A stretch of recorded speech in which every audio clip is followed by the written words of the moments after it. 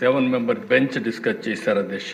అది డిస్కస్ చేసి మొన్నే జడ్జిమెంట్ ఇచ్చే పరిస్థితికి వచ్చారు. అది వచ్చిన వెంటనే మళ్ళీ అన్ని రాష్ట్రాల్లో కదలికి వచ్చింది. మనం కూడా 15/11/2024 ఆర్ఆర్ మిశ్రా కమిషన్ వేశాం. ఆయన 27/11/2024 ఛార్జ్ తీసుకున్నారు. 13 జిల్లాలు తిరిగారు. హెడ్ ఆఫ్ ది డిపార్ట్మెంట్స్ తో మాట్లాడారు, సెక్రటరీస్ తో మాట్లాడారు, ఎమ్మెల్యేస్ తో మాట్లాడారు. అందరితో చర్చించిన తర్వాత కూలంకుషంగా ఒక రిపోర్ట్ ఇచ్చారు. ఆ రిపోర్టు 10/3/2025 ఆయన రిపోర్ట్ ఇచ్చారు అధ్యక్ష.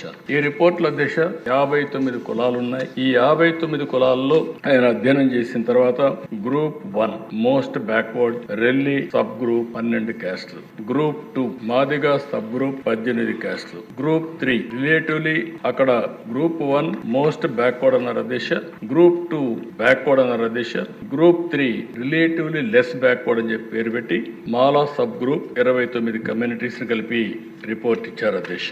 ఈ రిపోర్ట్ ప్రకారం అధ్యక్ష ఈ రోజు మనం చూస్తే వారు ఇచ్చిన రిపోర్ట్ లో గ్రూప్ ఏ మొత్తం చూసిన తర్వాత జనాభా బ్యాక్వర్డ్నెస్ మిగిలిన అన్ని చూసిన తర్వాత 1% రికమెండ్ చేశారు అధ్యక్ష. పాపులేషన్ చూస్తే 2.25 వారు రికమెండ్ చేసింది 1% రికమెండేషన్ చేశారు. గ్రూప్ 2 అధ్యక్ష 41.56% పాపులేషన్ 6.5% రికమెండ్ చేశారు. గ్రూప్ 3 53.98% పాపులేషన్ 7.5% రికమెండ్ చేశారు అధ్యక్ష. ఇవన్నీ కూడా అధ్యక్ష 2011 జనాభాను బేస్ చేసుకొని చేశారు. అయితే రోస్ట్రం కూడా అధ్యక్ష మీరు ఒకసారి ఆలోచించినప్పుడు ఇవన్నీ బ్యాలెన్స్ కావాలంటే ఫస్ట్ 100 కి ఎవరైతే మాల సామాజిక వర్గం ఉన్నారో వాళ్ళకి 7.5 ఉంది కాబట్టి 8 ఇచ్చారు అధ్యక్ష. అదే మాదిగ సామాజిక వర్గం ఏదైతే ఉందో వాళ్ళకి 6.5 ఉంది కాబట్టి దాన్ని 6 చేశారు అధ్యక్ష.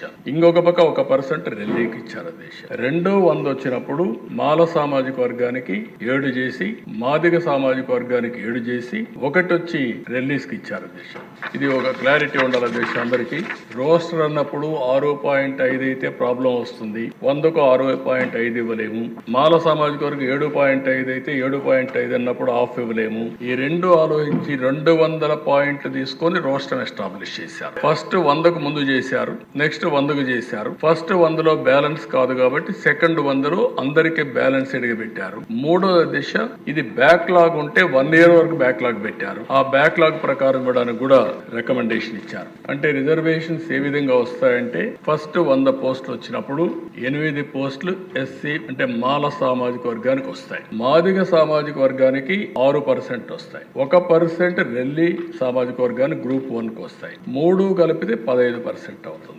నెక్స్ట్ 100కు పోయినప్పుడు బ్యాలెన్స్ చేయడానికి మాల సామాజిక వర్గానికి 7, మాదిగ సామాజిక వర్గానికి 7, 1 రెల్లి సామాజిక వర్గానికి 7 + 7 1 15 వస్తాయి. ఈ రెండుల్లో చూసినప్పుడు 200 వచ్చినప్పుడు మళ్ళీ బ్యాలెన్స్ లో 15 వచ్చి మాల సామాజిక వర్గానికి, 13 వచ్చి మాదిగ సామాజిక వర్గానికి, 2 వచ్చి ఏదైతే రెల్లి సామాజిక వర్గం ఉన్నారో వాళ్ళకు 1% వస్తుంది. పర్సంటేజ్ వైజ్ సమానంగా అంటే అక్కడికి వచ్చి 2 వస్తుంది. ఓవరాల్ బ్యాలెన్స్ అవుతుంది. ఇది వాడు ఇచ్చిన రిపోర్ట్.